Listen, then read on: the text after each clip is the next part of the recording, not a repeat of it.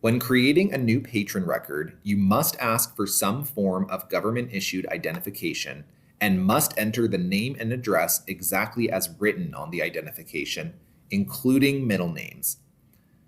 Collecting ID applies to patrons 18 years of age and over and independent minors. Before you register a new patron, search for their name to see if there is an existing record. This will help to avoid creating duplicate records. If there is an existing record, please update the record with accurate information. So for example, if I'm looking for a Smeagol Smith, no matches found for Smeagol Smith, so we're going to create a new record.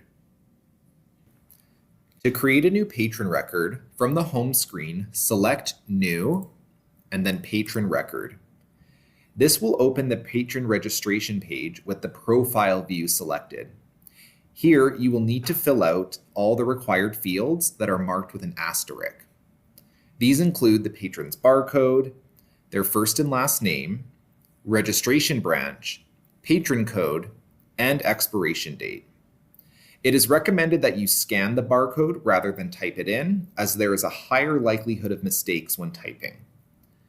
Patron codes control borrowing privileges such as the number of items that can be checked out at one time.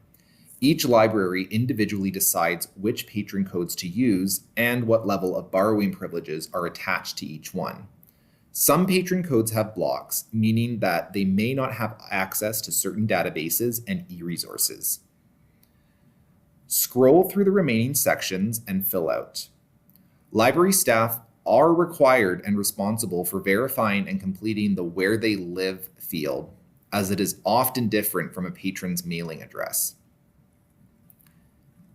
Keep an eye out for this notification section, as this determines how patrons find out about holds, overdues, billing notices, and when their card is expiring. As part of the track operational guidelines, libraries must designate a notification option in the patron registration record in order for items to convert to lost and for the reports to function properly. You may want to ask a patron if they want to keep track of their reading history.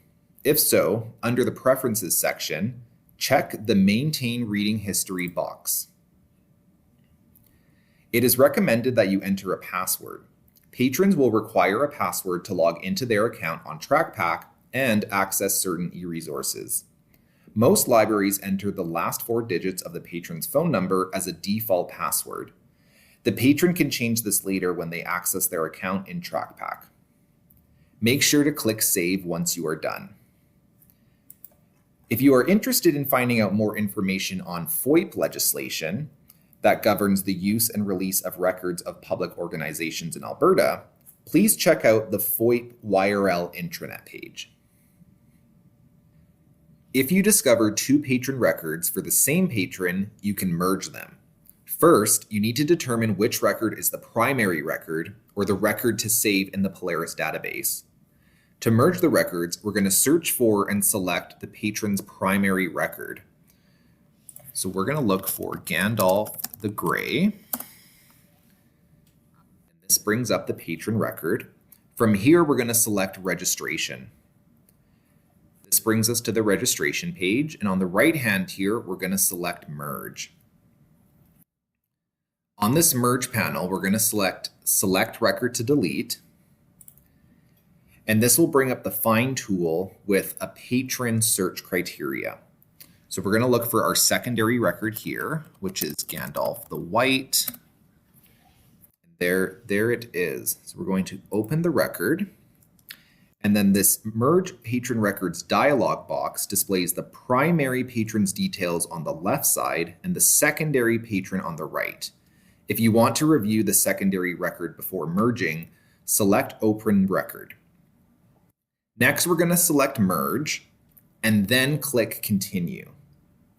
All the information in the primary record will be saved and the secondary is deleted. A new transaction titled Modified via Leap Merge will be recorded for the saved record.